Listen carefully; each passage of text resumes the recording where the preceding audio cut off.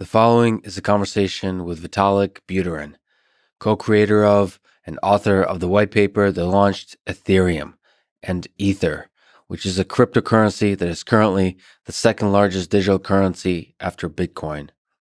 Ethereum has a lot of interesting technical ideas that are defining the future of blockchain technology, and Vitalik is one of the most brilliant people innovating in the space today. Unlike Satoshi Nakamoto, the unknown person or group that created Bitcoin, Vitalik is very well known and at a young age is thrust into the limelight as one of the main faces of the technology that may redefine the nature of money and all forms of digital transactions in the 21st century. This is the Artificial Intelligence Podcast. If you enjoy it, subscribe on YouTube, review it with 5 stars on Apple Podcast, support it on Patreon, or simply connect with me on Twitter at Lex Friedman, spelled Fridman. As usual, I'll do 1 or 2 minutes of ads now and never any ads in the middle that can break the flow of the conversation. I hope that works for you and doesn't hurt the listening experience. Quick summary of the ads. 2 sponsors, Masterclass and ExpressVPN. Please consider supporting the podcast by signing up to Masterclass at masterclass.com/Lex and getting ExpressVPN at expressvpn.com/LexPod. This show is sponsored by Masterclass. Sign up at masterclass.com/Lex to get a discount and to support this podcast. When I first heard about Masterclass, I honestly thought it was too good to be true. For $180 a year, you get an all-access pass to watch courses from experts at the top of their field. To list some of my favorites, Chris Hadfield on space exploration, Neil deGrasse Tyson on scientific thinking and communication, Will Wright, the creator of SimCity and Sims on game design. I love that game. Jane Goodall on conservation, Carlos Santana, one of my favorite guitarists, on guitar, Garry Kasparov on chess. Obviously, I'm Russian.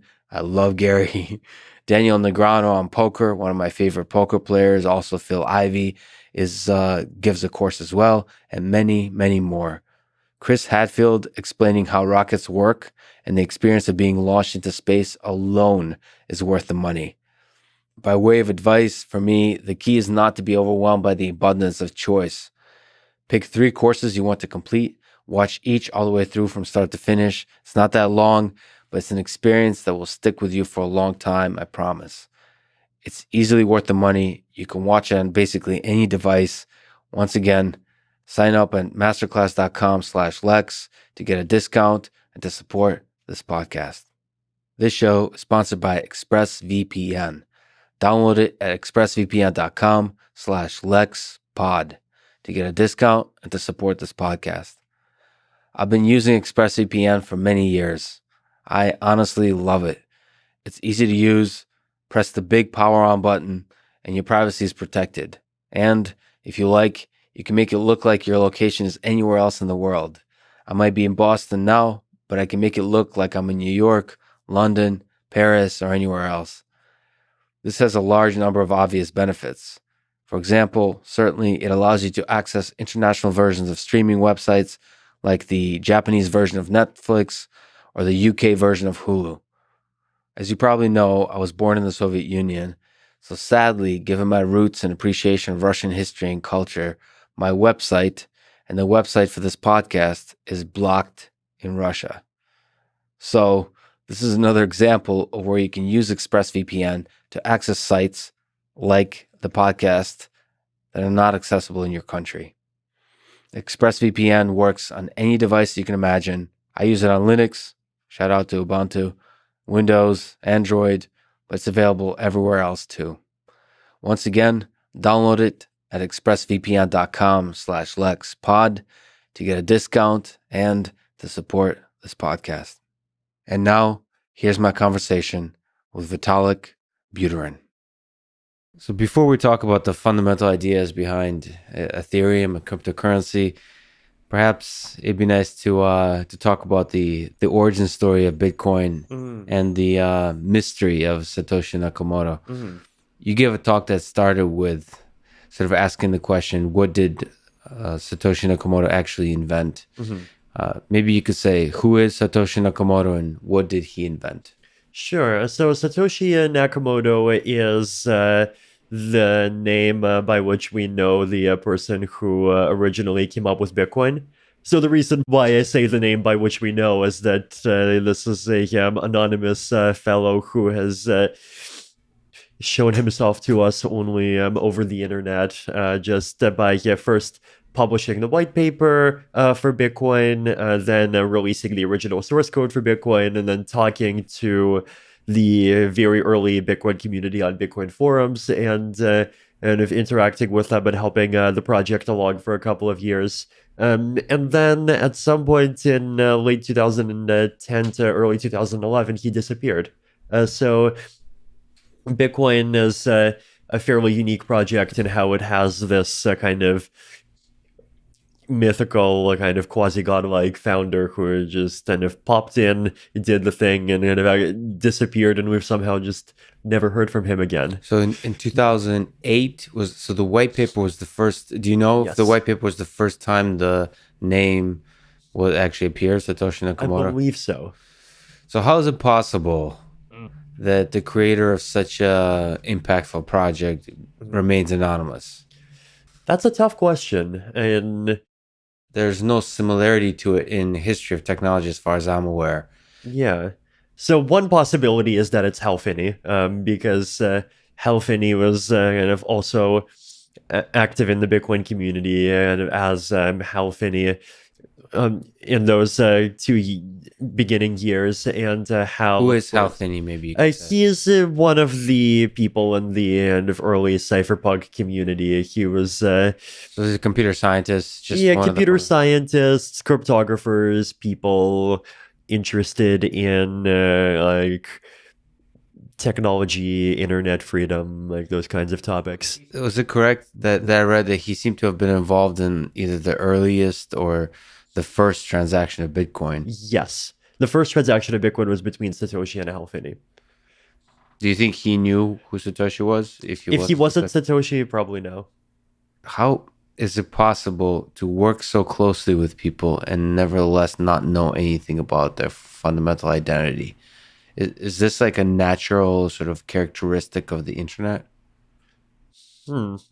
Like if we were to think about it, because you and I just met now, Mm-hmm. there's a depth of knowledge that we now have about each other that's like physical. Like This is my true. vision system is able to recognize you. I Mm-hmm. can also verify your identity of uniqueness. Like Yeah, this, that's like it's very hard to fake you being you. So yes. the internet, the internet has a fundamentally different quality to it, which is just fascinating. Can you maybe Yeah, no, this talk to is that? definitely interesting as I definitely just know a lot of people just by their internet handles. Yeah. And like, to me, when I think of them, like I see their internet handles, and one of them has a kind of profile picture as this kind of face that's kind of not quite human with a bunch of kind of psychedelic colors in it. And when I visualize him, like I just visualize that. That, not an actual face.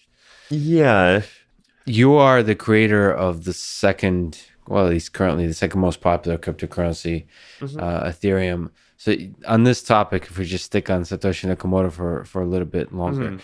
you may be the most qualified person to speak to the psychology of this anonymity that we're talking about. Mhm. Like your identity is known, like Yes. I've just verified it, but from your perspective, what are the benefits in creating a cryptocurrency and then remaining anonymous? Like if it can psychoanalyze Mhm. Satoshi Nakamoto, is there something interesting there? Or is it It just a def peculiar quirk of him? it definitely helps create this kind of image of this kind of neutral thing that doesn't belong to anyone.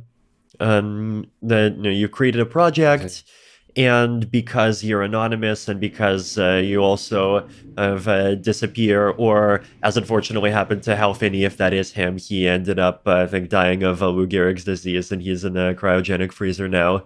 But like if you pop in and you create it, and you're gone, and all that's remaining of that whole process is the thing itself, then like no one can go and try to kind of interpret any of your other behavior and try to understand like, oh, this person wrote this thing in some essay at age 16 where he expressed particular opinions about democracy, and so because of that this project is a statement that's trying to do this specific thing.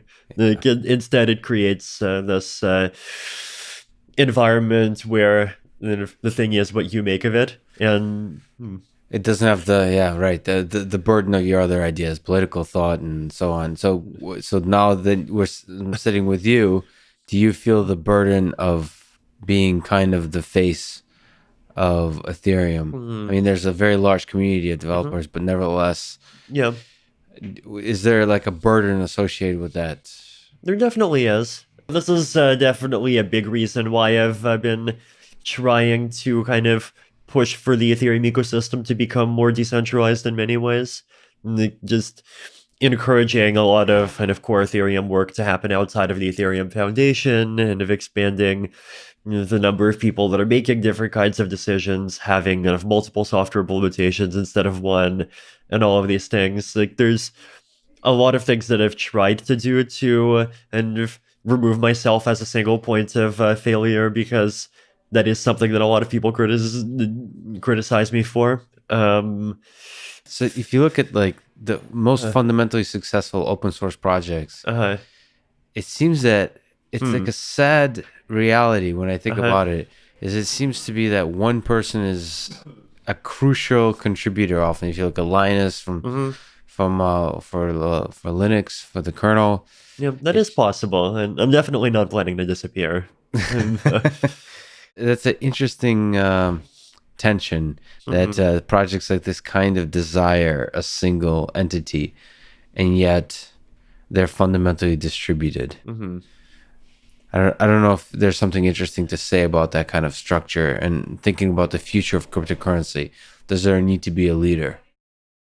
There's different kinds of leaders. There's dictators who control all the money. There's people who control organizations. There's kind of high priests that just have themselves and their Twitter followers.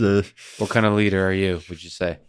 Yeah, these days, actually, a bit more in the high priest direction than before. Yeah, like, I definitely actually don't do all that much of kind of going around and like ordering Ethereum Foundation people to do things because I think those things are important.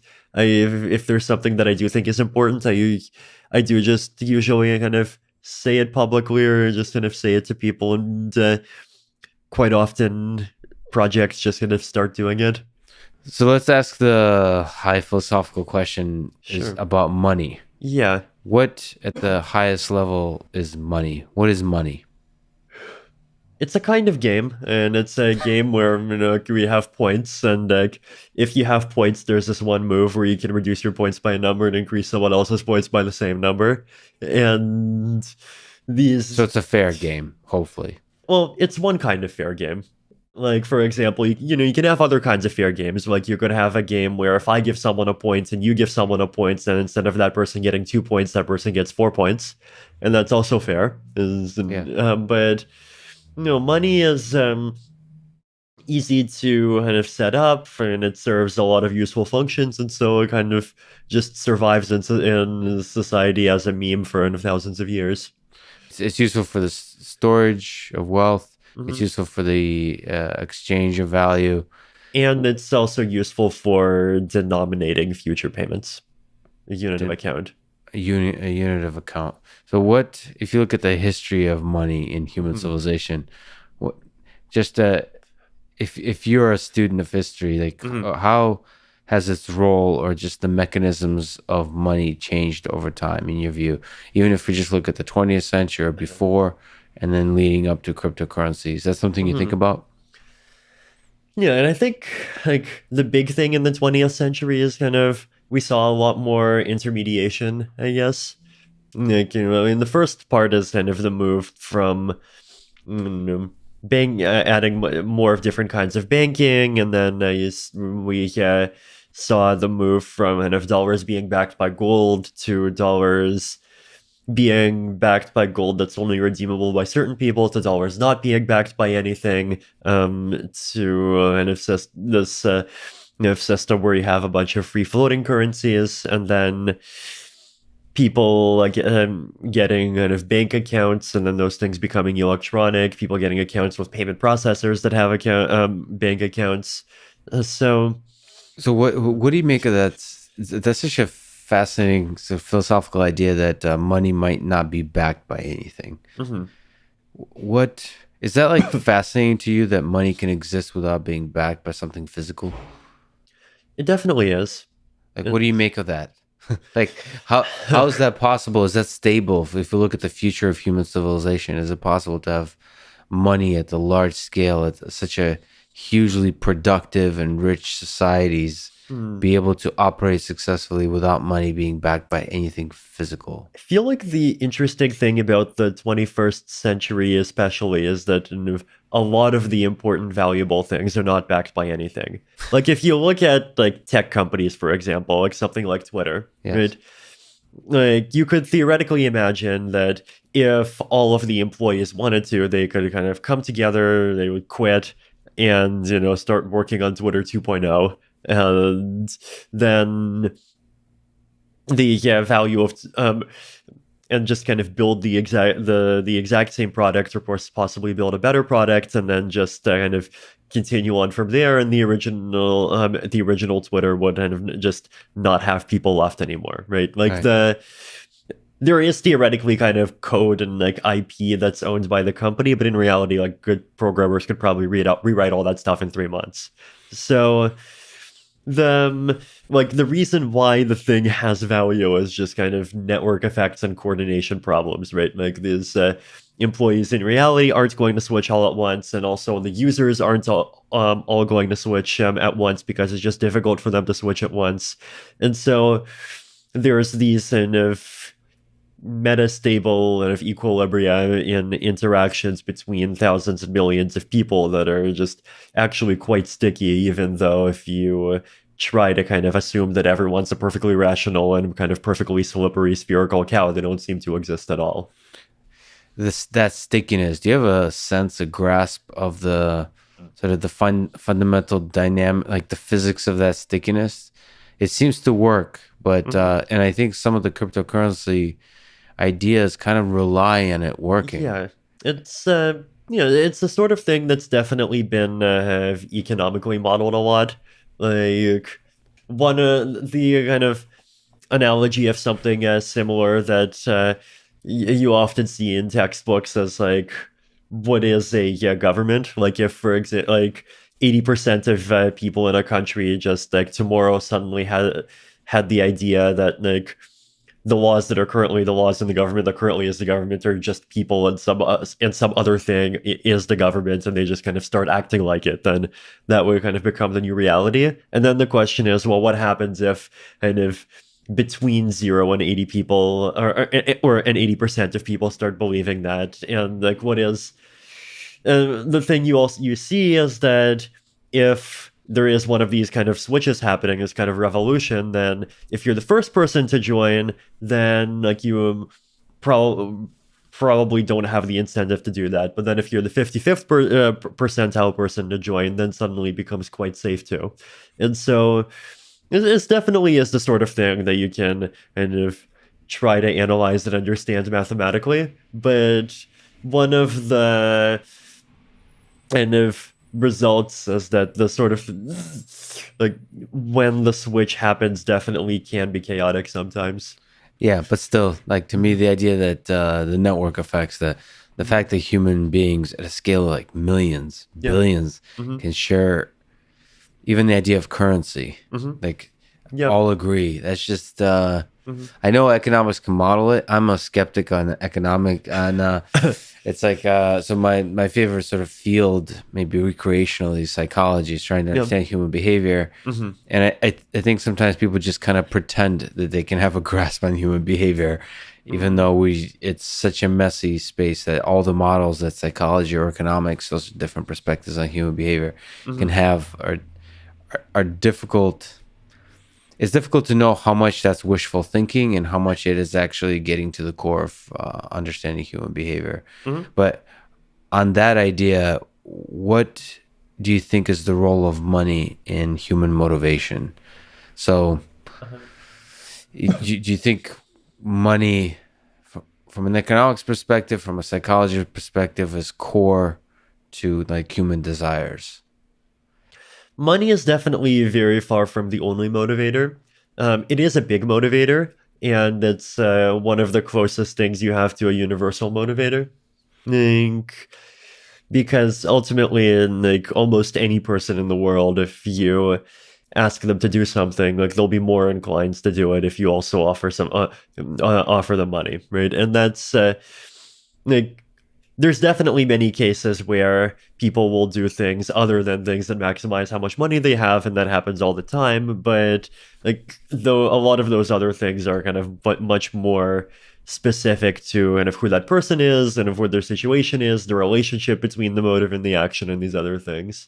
What do you think is the interplay of the other motivator from like Nietzsche Hmm. perspective is power? Hmm. Do you think money equals power? Do you think those are conflicting ideas? Do you think, I mean, that's the Hmm. one of the ideas that decentralized currency, decentralized applications are looking Mhm. at is who holds the power? Yeah. Money is definitely a kind of power. And there's definitely people who want money because it gives them power. And then even if money doesn't seem to kind of explicitly be about money, a lot of things that people spend money on are ultimately about kind of social status of some kind. Um, so I definitely view those two things as kind of interplaying. And then there's also money as just a way of like measuring how successful you are, like as a scoreboard, right? So this kind of gets back to the game. Like if you have $4 billion, then the main benefit you get from going up, well, one of the big benefits you get from going up to $6 billion is that now instead of being below the guy who has five, you're above the guy who has five. So you think money could be kind of, in the game of life, it's also a measure of self-worth. It's like It's how we definitely kind of how a lot of people perceive it. define ourselves in the Yeah, hierarchy of yeah, and I'm not, society. yeah, not saying it's kind of a healthy thing that people define their self worth as money, because it's definitely kind of far from a perfect indicator of like how much you value you provide to society or anything like this. But I definitely think that like as a matter of kind of current practice, a bunch of people do feel that way. So, what does utopia from an economic perspective look like to you? What does a Hmm. perfect world look like? I guess the economist's utopia would be one where kind of everything is kind of incentive aligned in the sense that there aren't kind of conflicts between what satisfies your goals and kind of what is good for kind of everyone in the world as a whole. What do you think that would look like? Does that mean there's still poor people and rich people? There's still income inequality? Do you think sort of Marxist ideas are strong? Do you think sort of ideas of objectivism, Hmm. like where the market rules, is strong? Like, what is there different economic philosophies that just seem to be reflective of what a utopia would be? So I definitely think that existing economic philosophies do end up kind of systematically kind of deviating from the utopia in a lot of ways. Yes. Like, one of the big things I talk about, for example, is public goods, right? And public goods are like, especially important on the internet, right? Because like the idea is with kind of money as this game where I lose a few coins, and you gain the same number of coins. Is that this usually happens in a trade where I lose some money, you gain some money, you lose a sandwich, and I gain a sandwich, Yes. and this kind of model works really well when the thing that we're using money to incentivize is kind of private goods, right? Things that you provide to one person where the benefit comes to one person. But the like on the internet especially, but also many contexts kind of off the internet, there's actions that kind of individuals or groups can take where instead of the benefit going to one person, the benefit just goes to many people at the same time, and you can't control who the benefit goes to, right? So, for example, this podcast, we publish it, and when it's published, you don't have any fine-grained control over, like, oh, these 38,000 people can watch it, and then, like, these other 29,000 people can't. Yeah. It's like, once the number goes high enough, then, people will just, like, copy it. And then when I write articles on a blog, then they're just, like, free for everyone, and that stuff's even harder to prevent anyone from copying. So, and aside from that, things like, scientific research, for example, and even taking more pedestrian examples like climate change mitigation would be a big one. So there's a lot of things in the world where you have these kind of individual actions with concentrated costs and distributed benefits, and money as a point system does not do a good job of encouraging these things.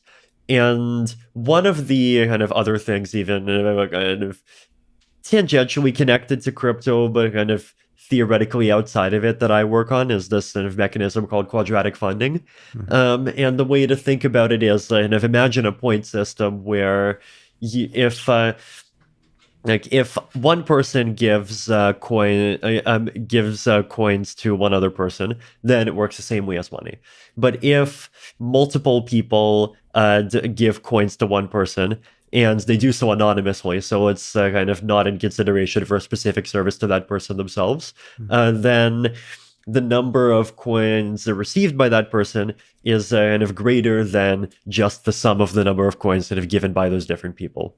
So the actual formula is you take the square root of the amount that each person gave, then you add all the square roots, and then you kind of square the sum.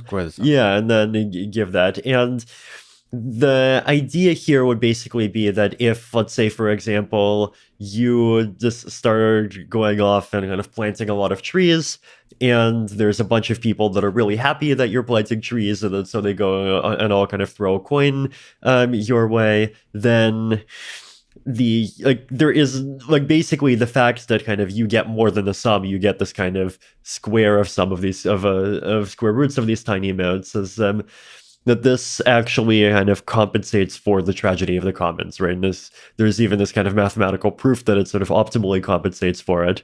What is the tragedy of the commons? This is just this idea that, like, if there is this situation where there's some public good that lots of people benefit from, then no individual person wants to contribute to it, because if they contribute, they only get a small part of the benefit from their contribution, but they pay the full cost of their contribution. In which context is this? Sorry, what is the term quadratic? What? Quadratic funding is quadratic the mechanism. Funding. Yeah. Like, in which context is this mechanism useful? So obviously you said to combat the tragedy of the commons, but in which context do you see it as useful, actually, practically speaking? Yeah, theoretically, public goods in general, right? So like services, like what are we talking about? What's a public good? Yeah, so within the Ethereum ecosystem, for example, like, we've actually tried using this mechanism. I wrote a couple of articles about this kind of on vitalik.ca, where I go through some of the most recent rounds, and it's been really interesting. Some of the top ones that people supported, there were things like kind of just online user interfaces that make it easier for people to interact with Ethereum. There was documentation, there were podcasts, there were kind of software kind of clients, like kind of implementations of the Ethereum protocol, privacy tools, just like lots of things that are kind of useful to lots of people. When a lot of people are contributing, funding a particular entity. Yeah, that's really interesting. Is there something special about the quadratic, the summing of the square roots and taking the square? So another way to think about it is, like, imagine if n people each give $1, then the person gets n squared, right? And And so each individual person's contribution gets multiplied by n, right? Because you have n people. Yeah. And so that kind of perfectly compensates for the kind of n-to-1 tragedy of the commons. I just wonder if the squared part is somehow fundamental. No, it is. And I'd recommend you go to on vitalik.ca. I have this article called Quadratic Payments, a Primer. I'd highly recommend it. It's kind of at least my attempt so far and of explaining the intuition behind this. Intuition. So if we can we go to the very basics? What is the blockchain? Or perhaps we might even start at the Byzantine generals problem, the Byzantine fault tolerance in general, that Bitcoin was taking steps to providing a solution for. So the Byzantine generals problem, it's this paper that Leslie Lamport published in 1982, where he has this thought experiment where if you have two generals that are kind of camped out on opposite sides of a city, and they're planning when to attack the city, then the question is, and how could those generals coordinate with each other? And they could send messengers between each other, but those messengers kind of could get sniped by the enemy on the road. Some of those messages could end up being traitors, and if things could end up happening. And with just two generals, it turns out that there's kind of no solution in a finite number of rounds that guarantees that they will be able to kind of coordinate on the same answer. But then in the case where you have more than two generals, and then Leslie analyzes cases like, are the messages kind of just oral messages? Are the messages kind of signed messages? So I can give you a signed message, and then you can pass along that signed message, and the third party can still verify that I originally made that message. And depending on those different cases, there's kind of different bounds on, like, given how many generals and how many traitors among those generals, and of whether, like, under what conditions you actually can agree when to launch an attack. So it's actually a big misconception that the Byzantine generals problem was unsolved. So Leslie Lamport solved it. The thing that was unsolved, though, is that all of these solutions assume that you've already agreed on kind of a fixed list of who the generals are. And these generals have to be kind of semi-trusted to some extent. They can't just be anonymous people, because if they're anonymous, then, like, the enemy could just be 99% of the generals. Right.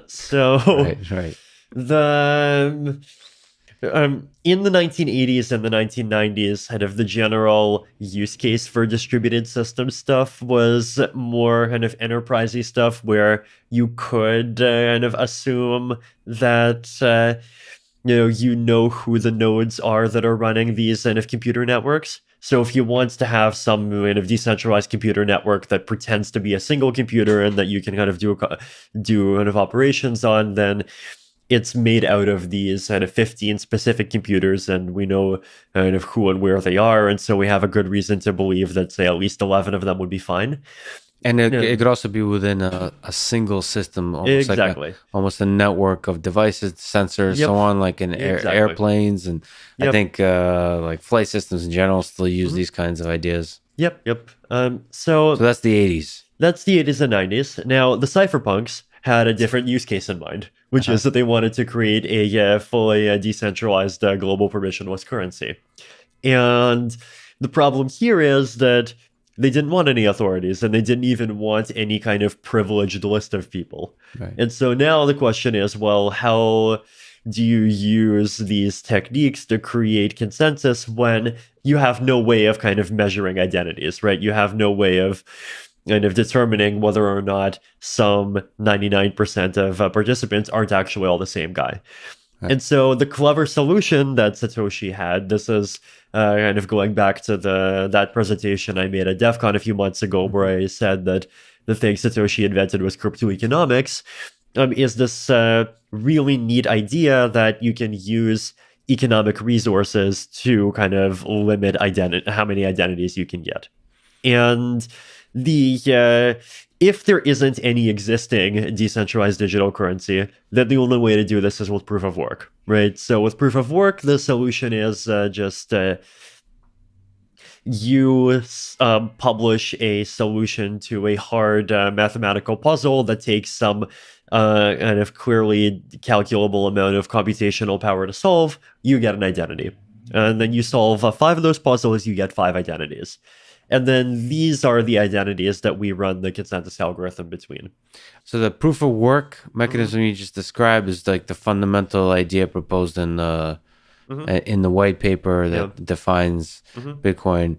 What's the idea of consensus that we wish to reach? Why is consensus important here? What is consensus? So the goal here, in just simple technical terms, is to basically kind of wire together a set of a large number of computers in such a way that they kind of pretends to the outside world to be a single computer, where that single computer keeps working even if a large portion of the kind of constituents, the computers that make it up, break. Right. And kind of break in arbitrary ways. Like they could shut off, they could try to actively break a system, they could do lots of mean things. So the reason why the cypherpunks wanted to do this is because they wanted to run one particular program on this virtual computer. And the one particular program that they wanted to run is just a currency system, right? It's a system that just processes a series of transactions. And for every transaction, it verifies that the sender has enough coins to pay for the transaction. It verifies that the digital signature is correct. And if the check's passed, then it subtracts the coins from one account and adds the coins to the other account, roughly. So first of all, the proof of work idea is kind of, I mean, at least to me, seems pretty fascinating. It is. I mean, it's kind of a revolutionary idea. I mean, is it obvious to come up with that you can use you can exchange basically computational resources for identity? It actually has a pretty long history. It was first proposed in a paper by Cynthia Dwork and Nayor in 1994, I believe. And the original use case was combating email spam. So the idea is that if you send an email, you have to send it with a proof of work attached, and like this makes it reasonably cheap to send emails to your friends, but it makes it really expensive to send spam to 1 million people. Yeah, that's a simple, brilliant idea. So maybe also taking a step back. So what is the role of blockchain in this? What is the blockchain? Sure. So the blockchain, I mean, my way of thinking about it is that it is this kind of system where you have this kind of one virtual computer created by a bunch of these nodes in the network. And the reason why the term blockchain is used is because the data structure that these systems use, at least so far, is one where they kind of different nodes in the network periodically publish blocks. And a block is a kind of list of transactions together with a pointer, like a hash of a previous block that it builds on top of. And so you have a series of blocks that nodes in the network create, where each block points to the previous block, and so you have this chain of them. Is a fault tolerance mechanism built into the idea of blockchain, or is there a lot of possibilities of different ways to make sure there's no funny stuff going on? There are indeed a lot of possibilities. So in a kind of just simple architecture, as I just described, the way the fault tolerance happens is like this, right? So you have a bunch of nodes, and they're just happily kind of occasionally creating blocks, building on top of each other's blocks. And let's say you have kind of one block, we'll call it kind of block 1. And then someone else builds another block, honestly, we'll call it block 2. Then we have an attacker. And what the attacker tries to do is the attacker tries to revert block 2. And the way they revert block 2 is, instead of doing the thing they're supposed to do, which is build a block on top of block 2, they're going to build another block on top of block 1. So you have block 1, which has 2 children, block 2, and then block 2 prime. Now, this might sometimes even happen by random chance if 2 nodes in the network just happen to create blocks at the same time, and they don't hear about each other's things before they create their own. But this also could happen because of an attack. Now, if this happens, you have an attack, then in the Bitcoin system, the nodes follow the longest chain. So if this attack had happened, and when the original chain had more than 2 blocks on it. So if it was trying to kind of revert more than 2 blocks, then everyone would just ignore it, and everyone would just keep following the regular chain.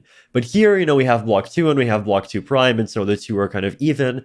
And then whatever block the next block is created on top of, so say block 3 is now created on top of block 2 prime, then everyone agrees that block 3 is the new head, and block 2 prime is just kind of forgotten, and then everyone just kind of peacefully builds on top of block 3 and the thing continues. So how difficult is it to mess with the system?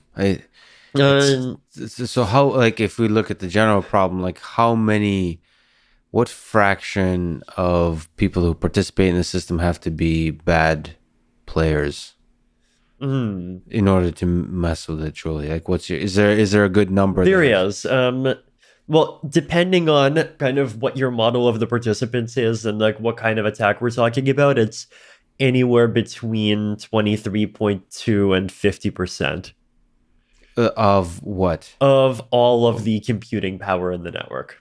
Sorry, so 22 and 23 between 23.2 and 50%. And 50% can be compromised. So like once your portion of the total computing power in the network goes above the 23.2 level, then there's kind of things that you can potentially do, and as your percentage of the network kind of keeps going up, then your ability to do mean things kind of goes higher, and then if you have above 50%, then you can just break everything. So how hard is it to achieve that level? Like, it seems that so far, historically speaking, it's been exceptionally difficult. So this is a challenging question. So the economic cost of acquiring that level of stuff from scratch is fairly high. I think it's somewhere in the low billions of dollars. And when you say that stuff, you mean computational resources? Yeah, so specifically specialized hardware and of ASICs that people use to solve these puzzles, to do the mining these days. Small tangent. So obviously I work a lot in deep learning with GPUs and ASICs for that application. And I tangentially kind of hear that so many of these, sometimes NVIDIA GPUs are sold out because of this other application. Like, if you can comment, I don't know if you're familiar or interested in the space, what kind of ASICs, what kind of hardware is generally used these days to do the actual computation for the proof of work? Sure. So in the case of Bitcoin and Ethereum are a bit different. So in the case of Bitcoin, there's an algorithm called SHA-256. It's just a hash function. And so the puzzle is just coming up with a number where the hash of the number is below some threshold. And so because the hashes are designed to be random, you just have to keep on trying different numbers until one works. And the ASICs are just like specialized circuits that contain circuits for evaluating this hash over and over again, and you have kind of like millions or billions of these hash evaluators and just stacked on top of each other inside of a box, and you just keep on running the box 24/7. In the ASICs, there's literally specialized hardware designed for this. Yes. Oh, we live in an amazing world. Another tangent, and I'll come back to the basics, but does quantum computing throw a wrench into any of this? Very good question. So quantum computers have two main kind of families of algorithms that are relevant to cryptography. One is Shor's algorithm, and Shor's algorithm is one that kind of completely breaks the hardness of some specific kinds of mathematical problems. So the one that you've probably heard of is it makes it very easy to factor numbers. So figure out kind of what prime factors are that you need to multiply together to get some number, even if that number is extremely big. Shor's algorithm can also be used to break elliptic curve cryptography. It can break like any kind of hidden order groups. It breaks a lot of kind of cryptographic nice things that we're used to.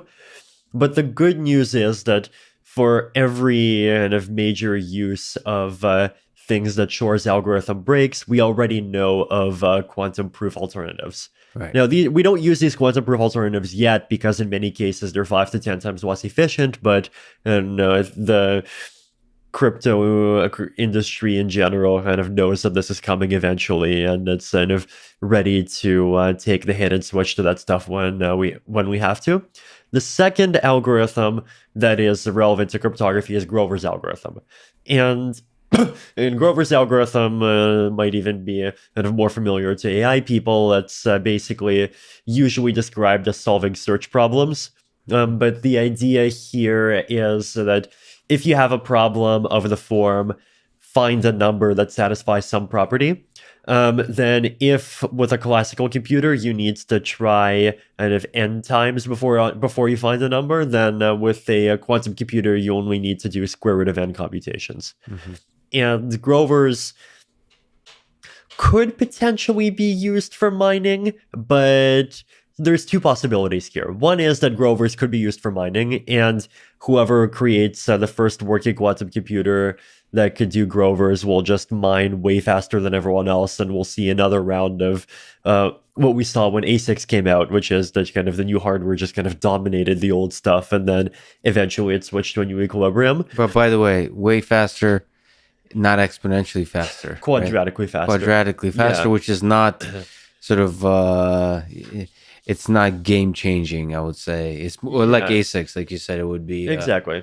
Yeah, so it would not necessarily break proof of work as a thing. That's right, yeah. Now, the other kind of possible world, right, is that quantum computers have a lot of overhead. There's a lot of complexity involved in maintaining quantum states, and there's also, as we've been realizing recently, making quantum computers actually work requires kind of quantum error correction, which requires kind of 1,000 real qubits per logical qubit.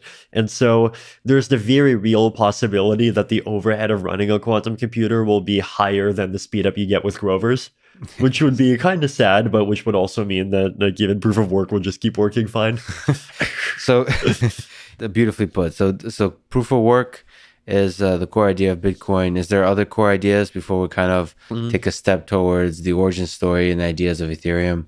Is there other stuff that were key to the white paper of Bitcoin? There's proof of work, and then there's just the cryptography, just kind of public keys and signatures that are used to verify transactions. Those two are the big things. So then what is the origin story? Maybe the human side, but also the technical side of Ethereum. Sure. So I joined the Bitcoin community in 2011, and I started by just writing. I first wrote for this sort of online thing called Bitcoin Weekly. Then I started writing for Bitcoin Magazine.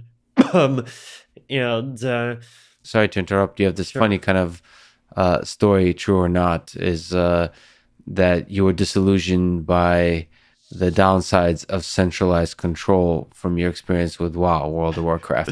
Is this true, or you're just being witty? I mean, the event is true. The fact that that's the reason I do decentralization is witty. Maybe just a small tangent. Have you always had a skepticism of centralized control? Is that to some degree, yeah. Has that feeling evolved over time, or has that just always been a core feeling that decentralized control is the future of our human society?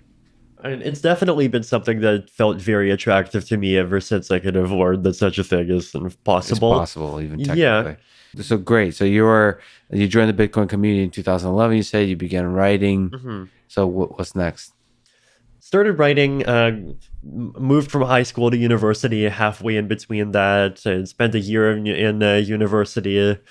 Then at the end of that year, I dropped out to do Bitcoin things full time.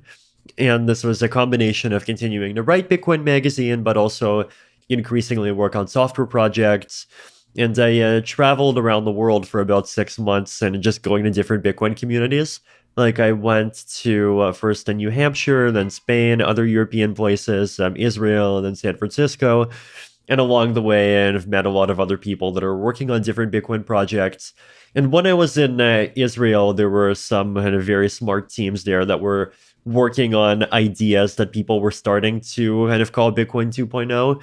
So one of these was colored coins, which is basically saying that, hey, let's not just use the blockchain for Bitcoin, but let's also kind of issue other kinds of assets on it. And then there was a protocol called Mastercoin that supported issuing assets, but also supported many other things, like financial contracts, like domain name registration, and a lot of different things together. And I spent some time working with these teams, and I quickly kind of realized that this Mastercoin protocol could be improved by kind of generalizing it more, right? So the analogy I use is that the Mastercoin protocol was like the Swiss Army knife. You have 25 different transaction types for 25 different applications. But what I realized is that you could replace a bunch of them with things that are more general purpose. So one of them was that you could replace like 3 transaction types for 3 types of financial contracts with a generic transaction type for a financial contract that just lets you specify a mathematical formula for kind of how much money each side gets. By the way, just a small pause. You say financial contract, just the terminology. What is a contract? What's a financial contract? So this is just generally an agreement where kind of either one or two parties kind of put collateral kind of in, and then they, depending on kind of certain conditions, like this could involve prices of assets, this could involve the actions of the two parties, it could involve other things.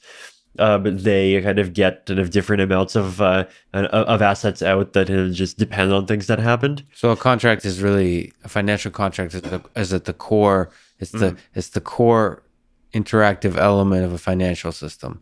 Yeah, there's many different kinds of financial contracts. Like there's things like options where you kind of give someone the right to buy a thing that you have for some specific price for some period of time. There's contracts for difference where you basically are kind of making a bet that says like, for every $1 this thing goes up, I'll give you $7, or for every $1 the thing goes down, you give me $7 or something like that. But the main idea that these contracts have to be enforced and trusted. Yes, exactly. You have to trust that they will work out in a system where nobody can be trusted. Yes. This is such a beautiful, complicated system. Okay, so you were seeking to kind of generalize this basic framework of contracts. Mm-hmm. So what does that entail? So what technically are the steps to creating Ethereum? Sure. So I guess just to kind of continue a bit with this Mastercoin story. Sure. So started by kind of giving ideas for how to generalize the thing. And eventually this turned into a much more kind of fully fledged proposal that just says, hey, how about you scrap all your features and instead you just put in this programming language. And I gave this idea to them. And their response was something like, hey, this is great, but this seems complicated and this seems like something that we're not going to be able to put onto our roadmap for a while.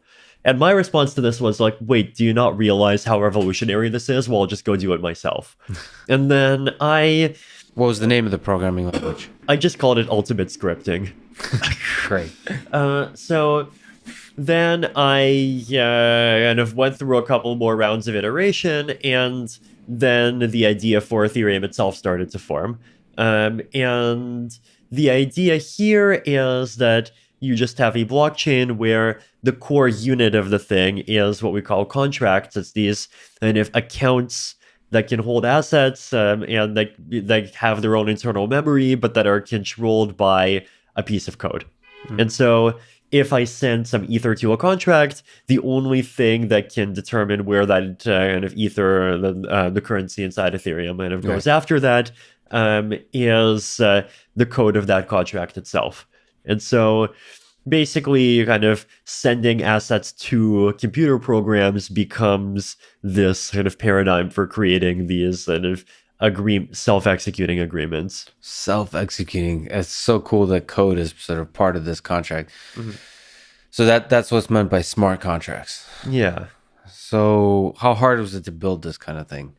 Harder than expected. And originally I actually thought that this would be a thing that I would kind of casually work on for a couple of months, publish, and then go back to university. Mm-hmm. Then I released it, and a bunch of people, or I released a white paper. The white paper, the idea is there. Yeah. The white paper. A whole bunch of people came in offering to help. A huge number of people kind of expressed interest. And this was something I was totally not expecting. And then I kind of realized that this would be something that's kind of much bigger than I had ever thought that it would be. And then we started on this kind of much longer development slog of making something that kind of lives up to this sort of much higher level of expectations. What are some of the? Is it fundamentally like software engineering challenges? It Or is there was. social? Okay, so there's And social. so what are the biggest interesting challenges that you've learned about human civilization and in software engineering through this process? So I guess one of the challenges for me is that like I'm one of the kind of apparently unusual geeks who was kind of never treated with anything but kindness in school. Yes. And so when I got into crypto, I kind of expected everyone would just kind of be the same, kind of altruistic and nice in that same way. But the kind of the algorithm that I used for finding co-founders for this thing was not very good. It was kind of literally what computer scientists call the greedy algorithm. It's kind of the first 15 people who replied back offering to help kind of are the co-founders. Oh, you mean like literally the people that will form to be the founders, co-founders of the community, the algorithm. I like how you call it the algorithm. Yeah, and so what happened was that these like especially as the project got really big, like there started to be a lot of this kind of infighting, and there were a lot of like I wanted the thing to be a nonprofit, and some of them wanted to be a for-profit, and then there started to be people who were just kind of totally unable to work with each other. There were people that were kind of trying to get an advantage for themselves in a lot of different ways. And this just about 6 months later led to this big governance crisis. And then we kind of reshuffled leadership a bit. And then the project kept on going. Then 9 months later, there was another governance crisis. And then there was a third governance crisis. And so, is there a way to, if you're looking at the human side of things, is there a way to optimize this aspect of the cryptocurrency world? It seems that there is, from my perspective, there's a lot of different characters and personalities and egos. And like you said, I don't know if, I also like to think that most of the people in the world are well-intentioned. But the way those intentions are realized may perhaps come off as as negative. Like what is there a hopeful message here about creating a governance structure for cryptocurrency that where everyone gets along? And after about 4 rounds of reshuffling, I think we've actually come up with something that seems to be pretty stable and happy. I think I mean, I definitely do think that most people are well-intentioned. I just think that like one of the reasons why I like decentralization is just because there's like this thing about power where power attracts people with egos, and so that just allows a very small percentage of people to just ruin so many things. You think ego has a use? Like, is ego always bad? It seems like it sometimes does. Within the Ethereum research team, I feel like we've found also kind of a lot of very good people that are just primarily just interested in things for the technology, and things seem to just generally be going quite well. Yeah, when the focus and the passion is in the tech. So that's the human side of things, but the technology side, like what have you learned? What have been the biggest challenges of bringing Ethereum to life on the technology side? So I think first of all, just there's like the first law of software development, which is that when someone gives you a timetable, switch the unit of time to the next largest unit of time and add 1. Yes. And like we basically fell victim to that. So instead of taking like 3 months, it ended up taking like 20 months to launch the thing.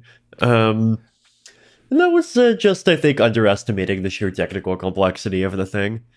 There were research challenges, like, so for example, one of the things that we've been saying from the start that we would do, one is a switch from a proof of work to a proof of stake, where proof of stake is this alternative consensus mechanism where instead of having to waste a lot of computing power on solving these mathematical puzzles that don't mean anything. You kind of prove that you have access to coins inside of the system, and this kind of gives you some level of participation in the consensus. Can you maybe elaborate on that a little bit? I understand the idea of proof of work. I know that a lot of people say that the idea of proof of stake is really appealing. Can you maybe linger on it longer, explain what it is? Sure. So basically, the idea is like, if I kind of lock up 100 coins, then I turn that into a kind of quote virtual miner, and the system itself kind of automatically and randomly assigns that in a virtual miner the right to create blocks at particular intervals. And then if someone else has 200 coins and they lock those 200 coins, then they get a kind of twice as big virtual miner. They'll be able to create blocks twice as often. Right? So it tries to kind of do similar things to proof of work, except instead of the thing kind of rate limiting your participation being your ability to crank out solutions to kind of hash challenges, the thing that rate limits your participation is kind of how much coins you're kind of locking into this mechanism. Okay, so interesting. So that limited participation doesn't require you to run a lot of compute. Does that mean that the richer you are, so rich people are more like their identity is more right, and this stable, yeah, verifiable, or whatever the right terminology is. Right, and this is definitely a common critique. I think my usual answer to this is that like proof of work is even more of that kind of system. Yes, exactly. Because I didn't mean it in that statement as a criticism. I think you're exactly right. That's equivalent. The proof of work is the same kind of thing, but in the proof of work, you have to also use physical resources. Yes, and burn computers and burn trees and all of that stuff. Is there a way to mess with the system of the proof of stake? There is, but you will once again need to have a very large portion of all the coins that are locked in the system to do anything bad. Got it. So, yeah, and just to that, maybe take a small tangent. One of the criticisms of cryptocurrency is the fact that I guess for the proof of work mechanism, you have to use so much energy in the world. Yes. Is one of the motivations of proof of stake is to move away from this? Definitely. Like, what's your sense of the? Maybe I'm just underinformed. Is there like legitimately environmental impact from this? Yeah. So the latest thing was that Bitcoin consumed as much energy as the country of Austria or something like that. Yeah. And then Ethereum is like right now maybe only like half an order of magnitude smaller than Bitcoin. I've heard you talk about Ethereum 2.0. So what's the dream of Ethereum 2.0? What's the status of proof of stake as the mechanism that Ethereum moves towards? And also, how do you move to a different mechanism of consensus within a cryptocurrency? So Ethereum 2.0 is a collection of major upgrades that we've wanted to do to Ethereum for quite some time. The two big ones, one is proof of stake, and the other is what we call sharding. Sharding solves another problem with blockchains, which is scalability.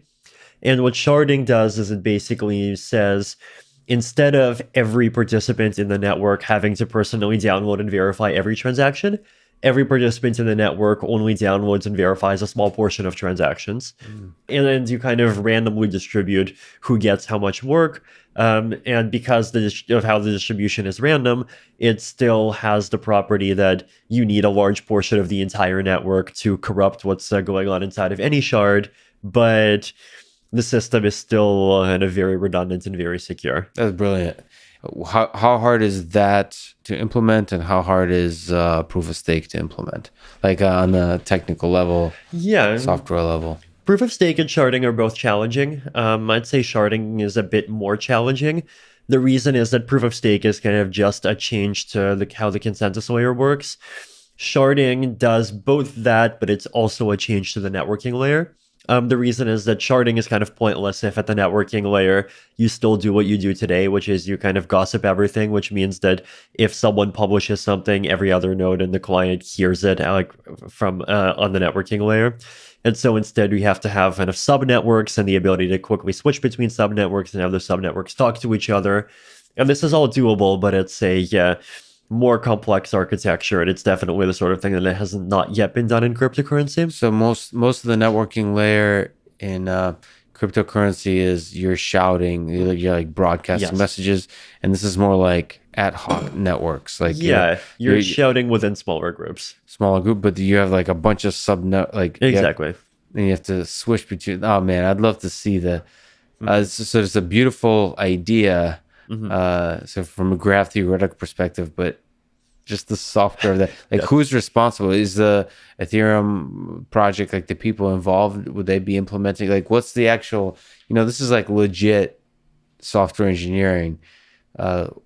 Who like how does that work? How do people collaborate, build that kind of project? Is this like almost like is there a software engineering lead? Is there is it a legit almost like large scale open source project? There is, yeah. So we have someone named Danny Ryan on our team who's just been brilliant and great all around. And he is a kind of de facto kind of development coordinator, I guess.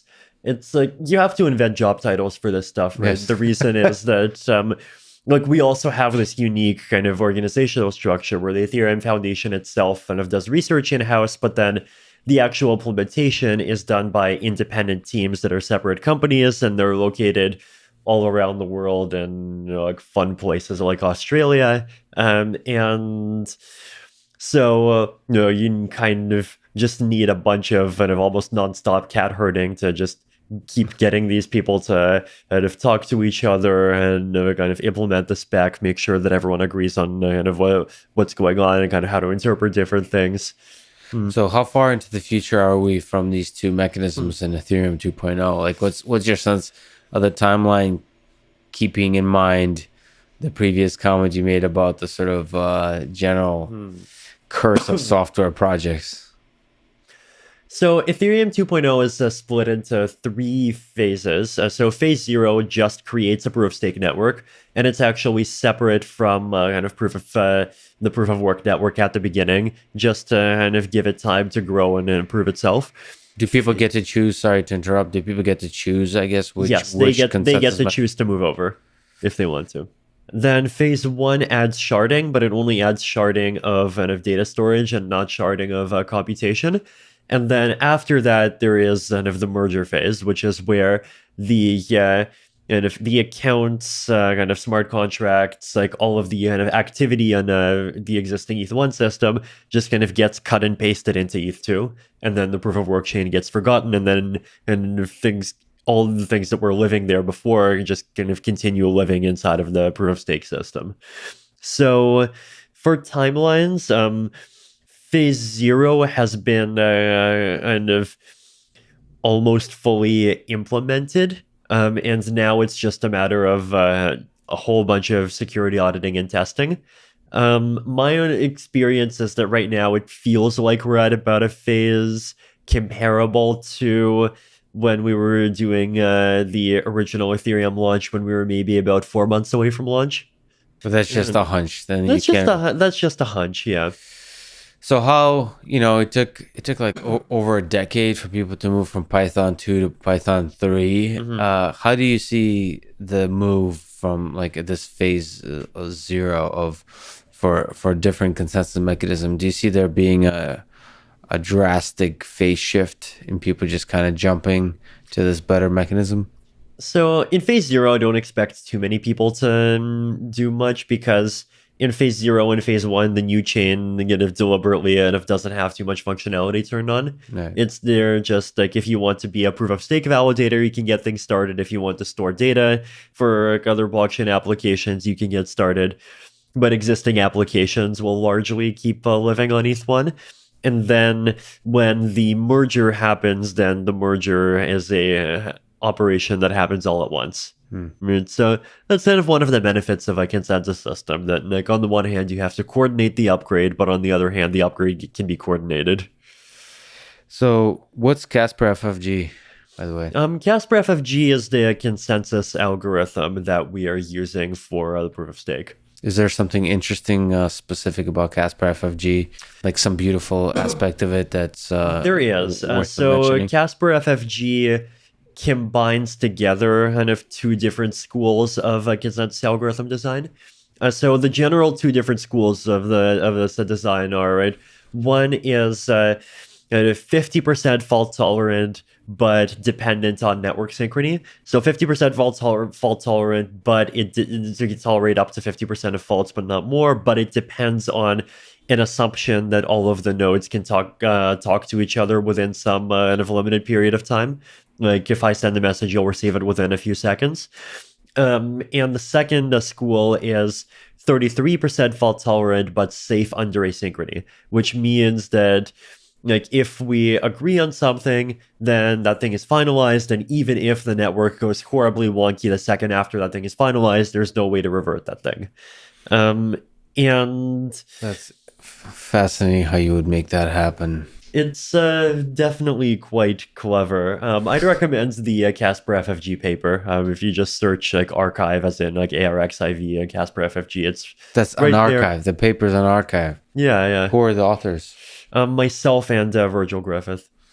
That's awesome. I take a small tangent.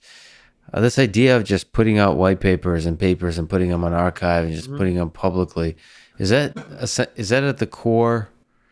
Is that a necessary component of cryptocurrency? Is that the tradition started with Satoshi Nakamoto? What do you make of it? Like, what do you make of the future of that kind of sharing of ideas? I guess so, yeah. And it's definitely something that's kind of mandatory for crypto, because like crypto is all about making systems where you don't have to trust the operators to trust that the thing works. And so if anything behind how a system works is closed sourced, then that kind of kills the point. And so there is the kind of a sense in which the fundamental properties of the category of the thing we're trying to build just kind of forces openness. But also openness just has proven to be a really great way to collaborate. And then there's actually been a lot of kind of innovation and academic collaboration that's just kind of happened ad hoc in the crypto space the last few years. So like, for example, we have this forum called ETH Research. That's like ETHRESEAR and then .ch. And there we publish kind of just ideas in a form that's kind of half formal. Like it's halfway in between, like it's a kind of a text write-up and you can have math in it, but it's often kind of much shorter than a paper. And it turns out that the great majority of new ideas, like they're just kind of fairly small nuggets that you can explain in like 5 to 10 lines, and they don't really... They don't need the whole formality of a paper, right? Exactly. They don't require the kind of like 10 pages of a filler, and so... Introduction, conclusion is not needed. Yeah, and so instead you just kind of publish the idea, and then people can go comment on it. And that's brilliant. Yeah, no, this has been really great for us. I think I interrupted you. Was there something else on Casper FFG? No, so just Casper FFG is just kind of combines together these two schools. Yes. And so basically it creates this system where if you have more than 50% that are honest, then... and you have network synchrony, then the thing kind of goes as a chain. But then if network synchrony fails, then kind of the last few blocks in the chain might kind of get replaced. But anything that was finalized by this kind of more asynchronous process can't be reverted. And so you essentially get a kind of best of both worlds between those two models. Okay, so I know what I'm doing tonight. I'm going to be reading the Casper FFG paper. Apologize for the romanticized question, but what to you are some or the most beautiful idea in the world of Ethereum? Just something surprising, something beautiful, something powerful. Yeah, I mean, I think the fact that money can just emerge out of a database if enough people believe in it, I think is definitely one of those things that's up there. I think one of the things that I really love about Ethereum is also this concept of composability. So this is the idea that like if I build an application on top of Ethereum, then you can build an application that talks to my application. and you don't even need my permission. You don't even need to talk to me, right? So one really fun example of this is there was this kind of game on Ethereum called CryptoKitties that just involved kind of breeding digital cats. Yes. And someone else created a game called Crypto Dragons, where the way you play Crypto Dragons is you have a dragon and you have to feed it Crypto Kitties. And they just created the whole thing just like as an Ethereum contract that you would send these tokens that are defined by this other Ethereum contract. And for the interoperability to happen, like the projects don't really need to, like the teams don't really need to talk to each other. You just kind of interface with the existing program. So it's arbitrarily composable in this kind of way. So you have different groups that could be working. So you could see it scaling to just outside of dragons and kitties. It could be you could build like entire ecosystems of software. Yeah, and especially in the decentralized finance space that's been popping up the last 2 years, there has been a huge amount of really interesting things happen as a result of this. Is there a particular kind of like financial applications kind of thing? Yeah, I mean, there's like stable coins. So this is kind of tokens retain value equal to $1, but they're kind of backed by cryptocurrency. Then there's decentralized exchanges. So as far as the decentralized exchanges goes, there's this really interesting construction that has existed for about 1.5 years now called Uniswap. So what Uniswap is, it's a smart contract that holds balances of two tokens. We'll call them token A and token B. And it maintains an invariant that the balance of token A multiplied by the balance of token B has to equal the same value. And so the way that you trade against the thing is basically like you have this kind of curve, like X times Y equals K. And before you trade, it's at some points on the curve. After you trade, you just like pick some any other points on the curve. And then whatever the delta X is, that's the amount of A tokens you provide. Whatever the delta Y is, that's the amount of B tokens you get, or vice versa. And then kind of the slope at the current point on the curve kind of is the price. And so that just is the whole thing. And that just allows you to have this exchange for tokens, and even if there's very few participants, and the whole thing is just like so simple, and it's just very easy to set up, very easy to participate in, and it just provides so much value to people. So and the fundamental the distributed application infrastructure allows that somehow. Yes. So this is a smart contract, meaning this is all a computer program that's just running on Ethereum. Smart contracts too are just fascinating. They are. Okay. Do you think cryptocurrency may become the main currency in the world one day? So where do you think we're headed in terms of the role of currency, the structure, type of currency in the world? I definitely expect fiat currencies to continue to exist and continue to be strong, and I definitely expect kind of fiat currencies to also digitize in their own way over the next couple of decades. What's fiat currency, by the way? Just like things like US dollars and like dollars and euros and yen and these other things. And they're sort of backed by governments. Yes. But I also expect cryptocurrencies to play this kind of important role in just making sure that people always have an alternative if fiat currencies start breaking. So like if you're in some kind of very high inflation place like Venezuela, for example, or if your country just kind of gets cut off from other financial systems because of like something the banks do, like if there's even like some major trade disruption or something worse happens, then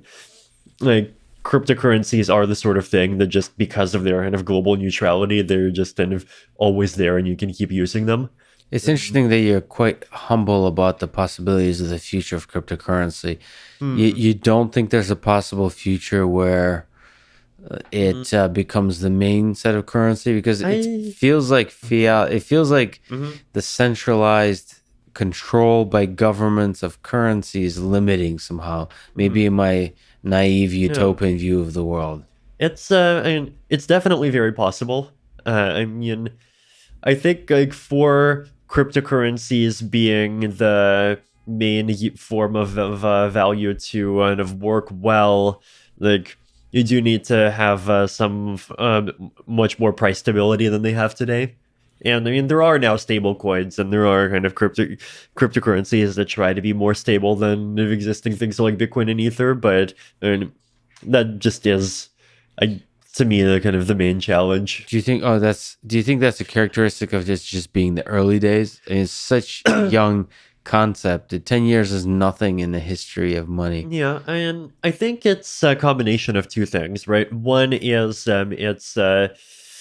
it's still early days, but the other is a kind of more durable any kind of economic problem, which is that like demand for currency is volatile, right? Because of like recessions, booms, changes to technology, lots of things, and if people's demand for how much currency they want to hold changes. And if you have a currency that has a fixed supply, then the change in demand has to be entirely expressed as a change in value of the currency. And so what that means is that kind of the volatility of demand becomes entirely translated into volatility in kind of prices of things denominated in that currency. But if you have a currency where instead the supply can change, and so the supply can kind of go up when there's more demand, then you have the supply kind of absorbing more of that volatility, and so the price of the currency would absorb less of the volatility. On that topic, so Bitcoin does have a limited supply, a specific fixed supply. Yes. What's the idea? And Ethereum doesn't, but can you clarify? Just in the comment you just made, is Ethereum qualify to the kind of currency that you're talking about and being flexible in the supply? And it's a bit more flexible, but kind of the thing that you would really want is something that's kind of specifically flexible in response to how valuable the currency is. And I'd recommend to look at stable coins as well. So like things like DAI, for example. It's and like How do you spell that? DAI. And what's stable coins? Is it a type of cryptocurrency? It is a type of cryptocurrency. It's a type of cryptocurrency that's issued by a smart contract, one of these Ethereum computer programs, that where the smart contract holds a bunch of ether, and then it basically like that people deposit, and then it issues DAI, and the reason why people deposit is because they want to kind of go high leverage on their ether, and so it kind of pairs these two sets of users, one that wants stability and one that kind of wants extra risk, together with each other, and it basically creates or gives one set of participants a guarantee that they'll be that they have this asset that can be later converted back into ether, but like specifically at kind of the $1 rate. And it has some kind of stabilizing network effects. It has this. Yeah, it has many kinds of stabilizing mechanisms in it. That's fascinating. Okay, this world is awesome technically. Just from a scientific perspective, it's an awesome world that I often don't see from an outsider's perspective. What I often see is kind of maybe hype and a little bit, if I may say so, like charlatanism. And you don't often see, at least from my outsider's perspective, the beautiful science of it and the engineering of it. Maybe is there a comment you can make of who to follow, how to learn about this world without being interrupted by the charlatans and the hype people in this space?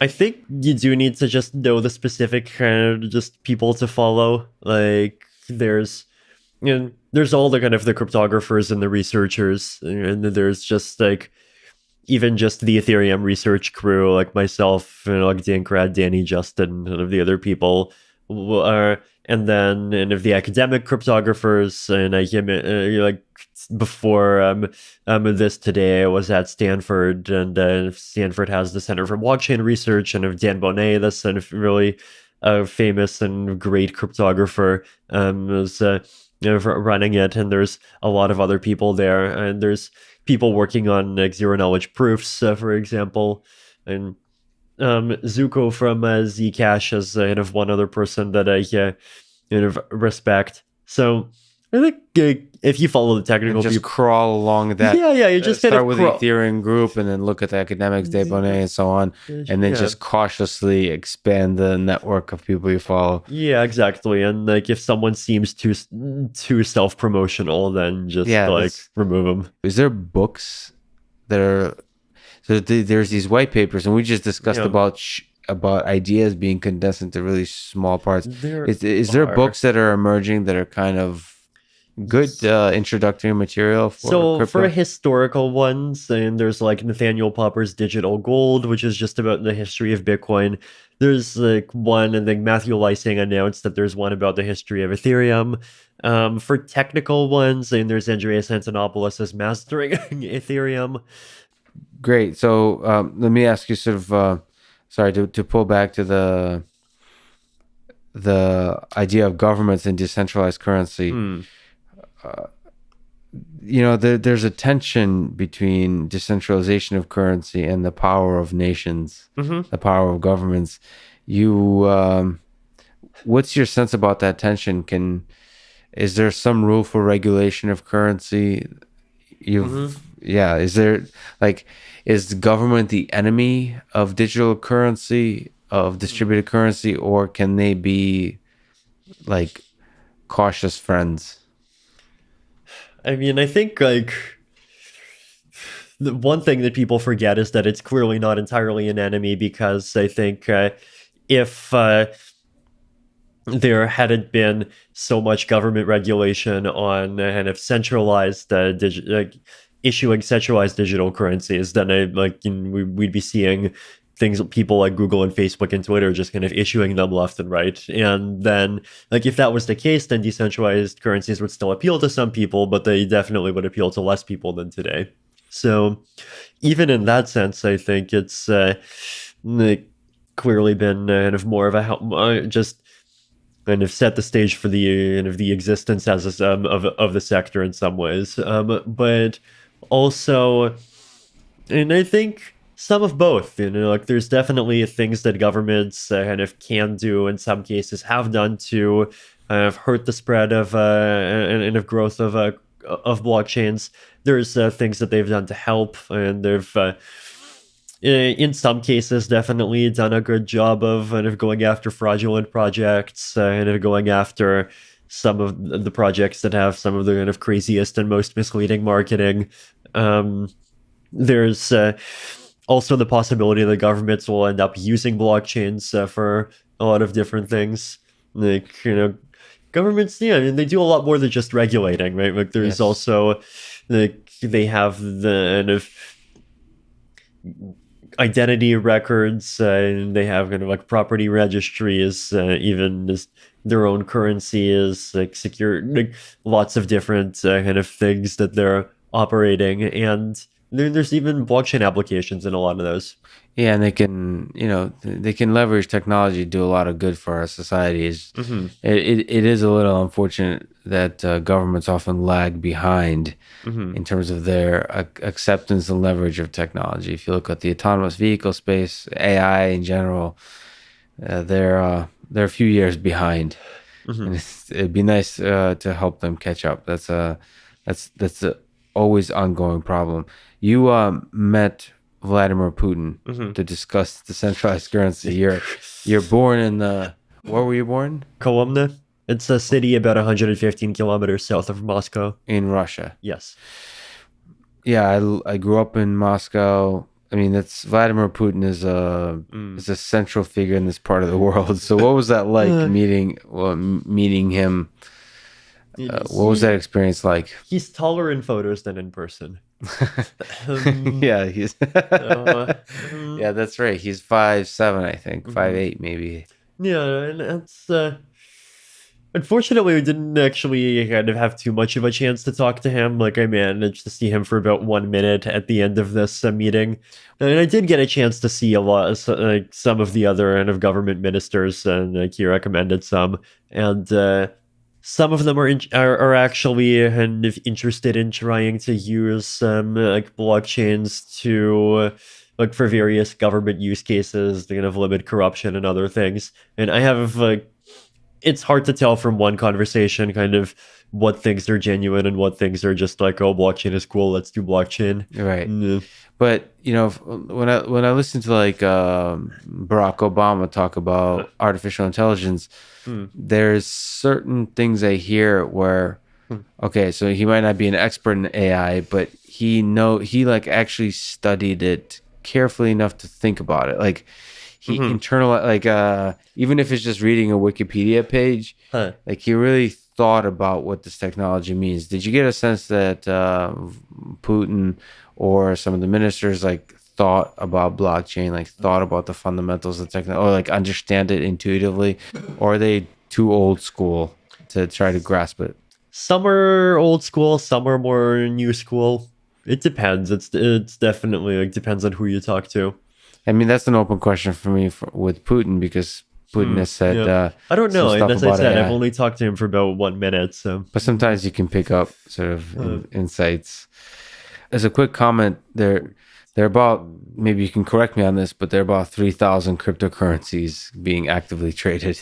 yes. And Ethereum is one of, a lot of people believe that Ethereum will be the main cryptocurrency. I think Bitcoin is currently still the main cryptocurrency, Mhm. but Ethereum very likely might become the main one.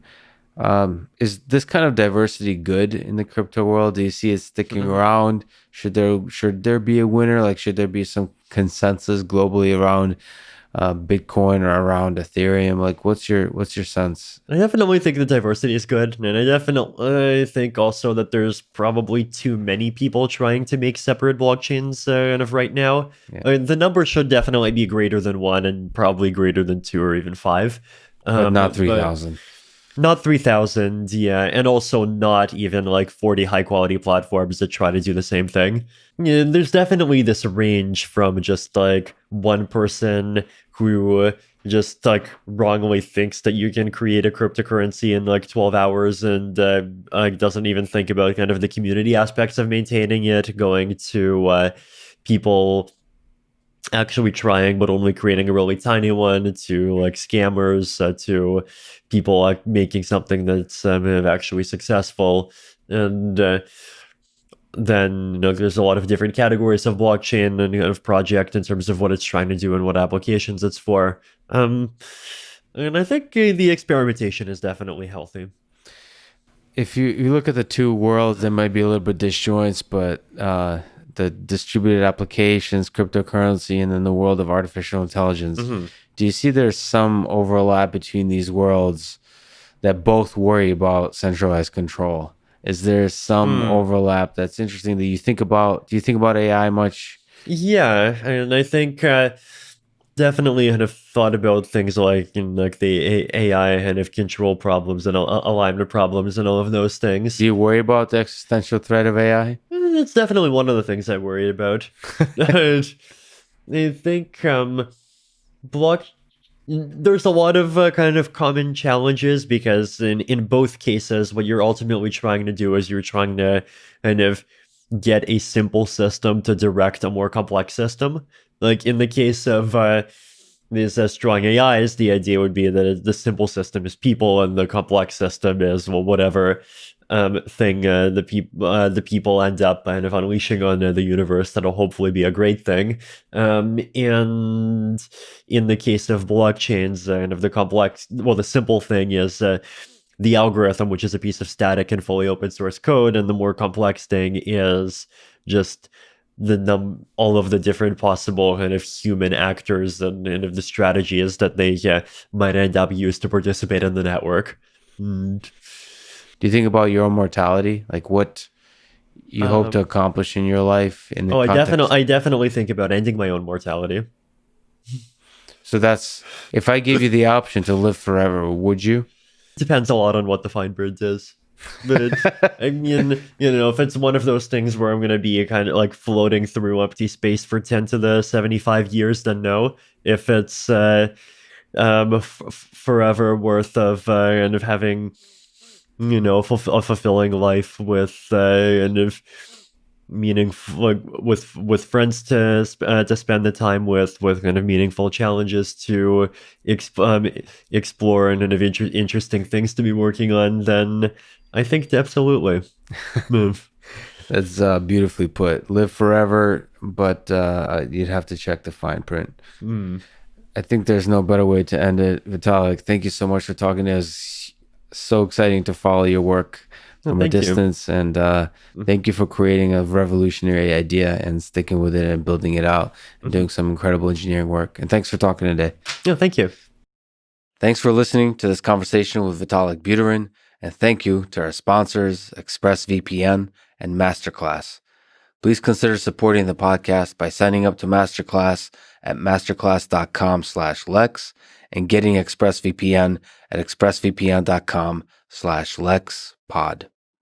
If you enjoy this podcast, subscribe on YouTube, review it with 5 stars on Apple Podcast, support it on Patreon, or simply connect with me on Twitter at Lex Friedman.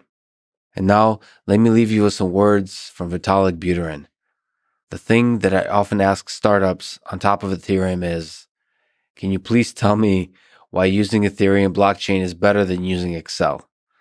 And if they can come up with a good answer, that's when you know you got something really interesting. Thank you for listening and hope to see you next time.